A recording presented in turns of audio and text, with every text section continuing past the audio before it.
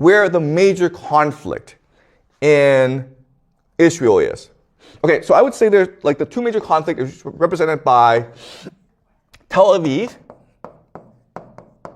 and Jerusalem. These are two cities in Israel, and they are the two major cities of Israel, and they represent two different centers of gravity, two different visions for Israel. Tel Aviv is democratic.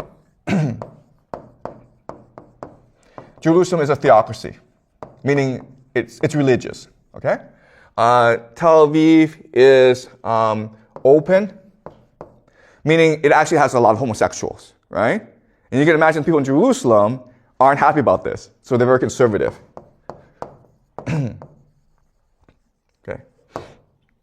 Okay, cosmopolitan tradition. All right, so these are two vastly different visions for Israel, where Tel Aviv is this open, democratic, modern, progressive city. Lots of homosexuals, lots of open ideas, very secular, very outward-looking, very Western. Jerusalem is the complete opposite, okay? Very religious, very conservative. And they hate each other. And the fact that Tel Aviv is getting destroyed right now in this war, people in Jerusalem are actually okay with this, okay? They're not like, oh my God, they're killing Israel. No. Tel Aviv is the great Satan. Let's just destroy it so that we can build a theocracy. Okay, all right. So let's look closely at where they disagree, okay? So Israel is the kingdom of David.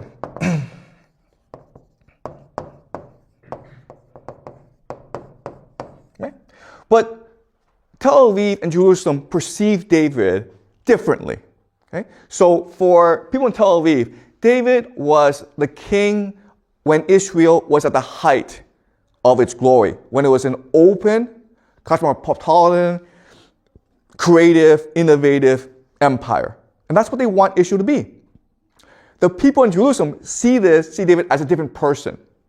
They see David as primarily a poet prophet.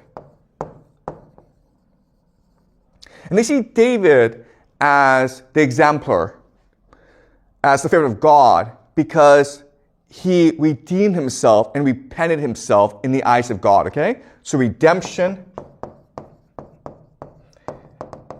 and repentance. All right. And what they focus on is a story of David, where David is king, and one day he wakes up and finds he's in love with Bathsheba.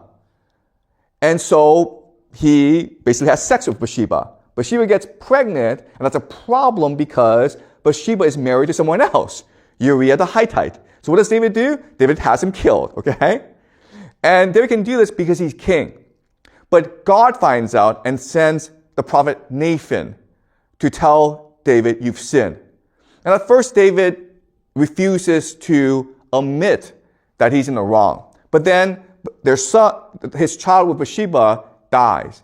And David falls into tremendous grief. And every day, he's praying to God for forgiveness. He's asking for redemption. He is repenting. And God forgives him. And in this process, not only does David become a better person, but he becomes united with God. Because now they're best friends. Now they talk every day. And that's what the vision that people in Jerusalem have for Israel. A nation that engages in redemption and repentance. They don't care about this war. They don't care about Iran. They don't care about the United States. They don't care about the Greater Israel Project. They care about the Jews finding God again and being loyal to God. And that is what will bring peace to the world, okay? That is how they see the world. This is how they perceive things. They believe that in every person, there's a divine soul, okay, that comes from God. But it is trapped in the animal soul, okay? So Tel Aviv is the animal soul.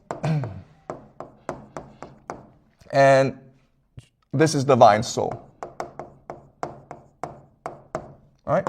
So what the animal soul is, you seek material comfort. You want to have sex. You want to get drunk. You want to party. You want to drive a Ferrari. Okay? This is all animal. But inside of you is the divine soul that only seeks to be with God. Okay? And so we are constantly in a struggle between the animal soul and the divine soul. And so from their perspective, Tel Aviv represents the animal soul of Israel. Jerusalem represents the divine soul of Israel. So it's okay if the Iranians destroy Tel Aviv. Good. Also, they recognize that war is good because if people really want to find God again, they need to suffer. They need to lose everything before they recognize the glory of God. Okay? So think of the book of Job. When Job is a character in the Bible who is very wealthy. And so God decides, you know what? Maybe he's only faithful to me because he's very wealthy. So Job loses everything, and this heightens his faith in God. Okay? So that's the vision that these crazy religious zealots have in Jerusalem, which is like, let's destroy Israel so that we can rediscover our love for God, okay? The destruction of Israel will lead to the redemption and repentance of the Israeli people, and therefore peace in this world. The Messiah will finally come. That's why the rabbi was constantly talking about on Thursday the Messiah will come because he feels it's so close. There's so much destruction. There's so much war. So the Messiah must come because now the Jews recognize that only God can save them. Therefore, when you will it, when you pray for the Messiah, when you really want in your heart, that's when the Messiah will come. Okay? But you need to create the conditions when people really want the Messiah. Okay? So that's a civil conflict going on in Israel. And again, these people in Jerusalem, these fanatics, they don't really care if the world is destroyed because this world is fake anyway. Who cares? What matters is the divine soul. Okay?